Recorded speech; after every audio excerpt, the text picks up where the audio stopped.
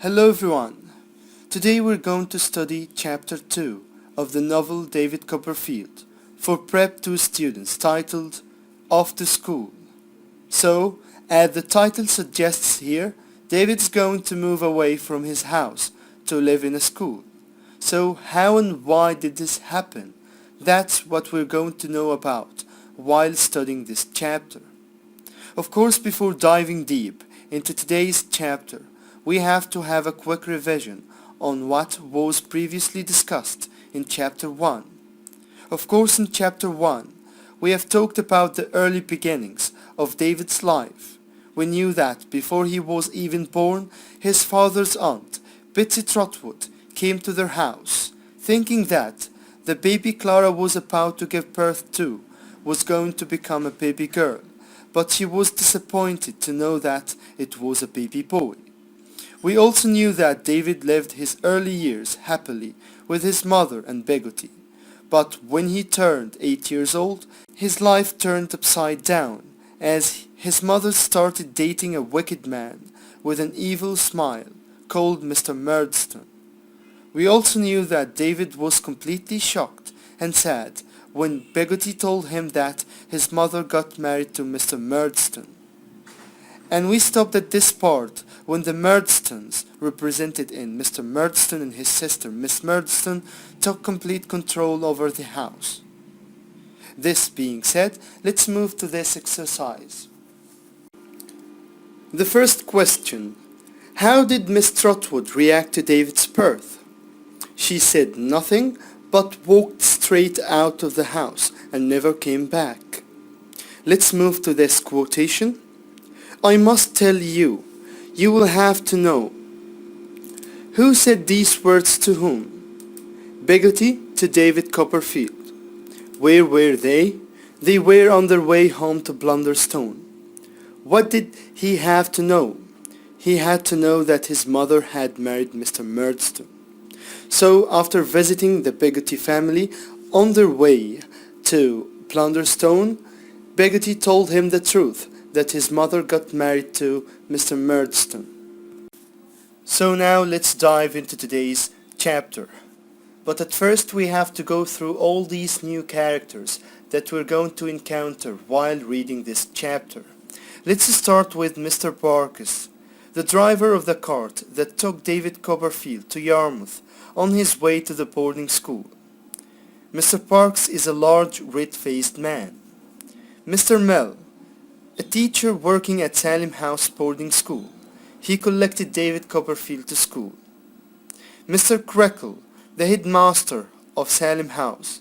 He's a small fat man with a purple nose. Tommy Traddles, a friend of David's at Salem House. He is known to be the unluckiest boy at school. James Steerforth. He's a handsome, intelligent, curly-haired young man. He is also an important figure at school, with great influence over the younger boys. The main points of chapter 2. So we're going to study this chapter through 5 main points. We're going to discuss each point separately. So let's start with the first point, the kind of life David Copperfield lived in the presence of the Murdstones. In the past, David's mother used to help him with his studies in her gentle way, but with the presence of the Murdstones he wasn't able to keep his lessons because Mr. Murdstone kept telling Clara to be firm and not to be gentle with him, otherwise he will be spoiled. On one of David's lessons, Mr. Murdstone was holding a stick and David wasn't able to concentrate on the lesson because his attention was directed on the stick all the time. So as a result, Mr. Murdstone took David Copperfield upstairs and kept hitting him harder and harder.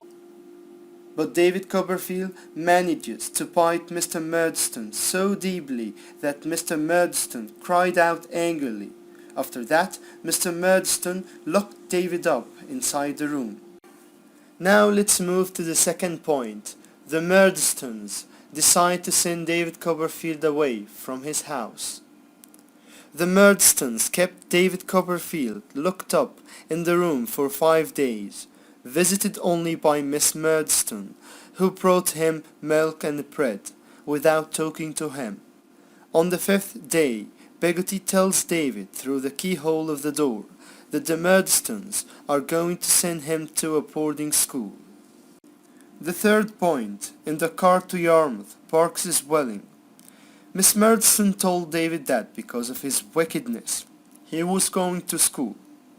David's case was already packed, and the cart to Yarmouth was already there. The cart started moving, but there was someone running behind it. It was Peggotty. She climbed up onto the cart and gave David Copperfield a small purse and a paper bag. The paper bag was full of Peggotty's special cakes, and in the purse were 8 bright shilling coins.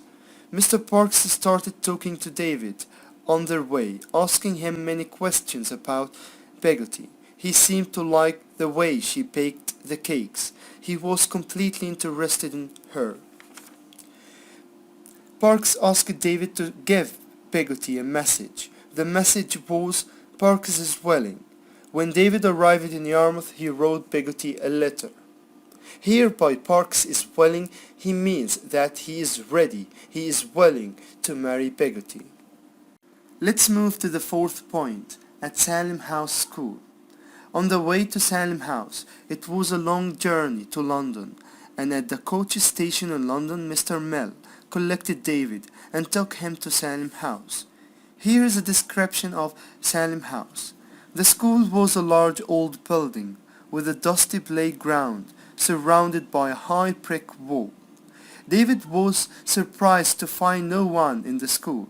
The school seemed to be deserted, but he found out that he had been sent to school during the holidays as a punishment for his wickedness. David was completely annoyed with the sign he had to wear as a punishment for biting Mr. Murdstone. The sign said, "Be careful, he bites."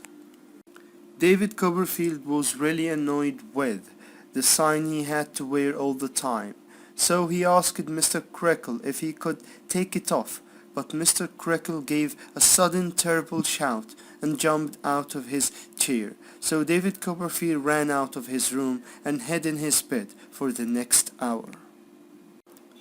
The fifth point, David and his new friends. David was really worried about that day when all the boys come to school and laugh at him. But when this day came, he knew that he needn't have worried about it, because he immediately made friends with a boy called Tommy Traddles and the great James Steerforth. Steerforth asked David to give him all his money to take care of them, and David did so, but he spent all of them on food and drinks. David decided to invite Steerforth and the boys to spend a good night, and from them he knew that they all hated Salem House and Mr. Creakle, who had the habit of hitting the students with his heavy stick, but Mr. Creakle couldn't do the same to Steerforth. On Christmas holidays, David was allowed to return back to Blunderstone. He was really happy because even with the Murdstones there, his house seemed a much more pleasant place than school. David found out that his mother had a new baby and that she wasn't well, as she looked tired and very thin. Then it was time for David to go back to school. He says, and I quote, "As the car drove away, I remember my mother standing outside our house, with her baby in her arms, smiling sadly at me. That was the last time I saw her, and that's how I shall remember her." So now let's do some exercise. Let's start with this first question. What did Peggotty give David? She gave him a small purse that had 8 bright shilling coins and a paper bag that was full of Peggotty's special cakes. How was the school? It was a large old building with a dusty playground surrounded by a high brick wall. Let's read this. Remember, be firm. You're making the boy's character worse by helping him like that. Who said these words to whom?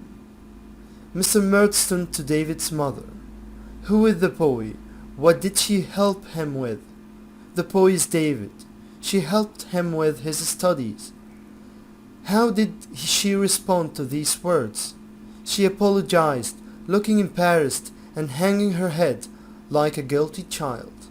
By hanging her head, we mean that she lowered her head in shame and embarrassment. Like this picture here, we can see that this boy is hanging his head. Okay, he is lowering his head in shame and embarrassment. Could I take this sign off? Who said these words to whom? David to Mr. Creakle, the school headmaster. What was the sign? It was a sign that David had to wear around his neck. It said, "Be careful, he bites," so as a punishment for biting Mr. Murdstone's hand. What would the addressee's respond? He gave a sudden terrible shout and jumped out of his chair. By addressee, we mean the person David Copperfield was talking to.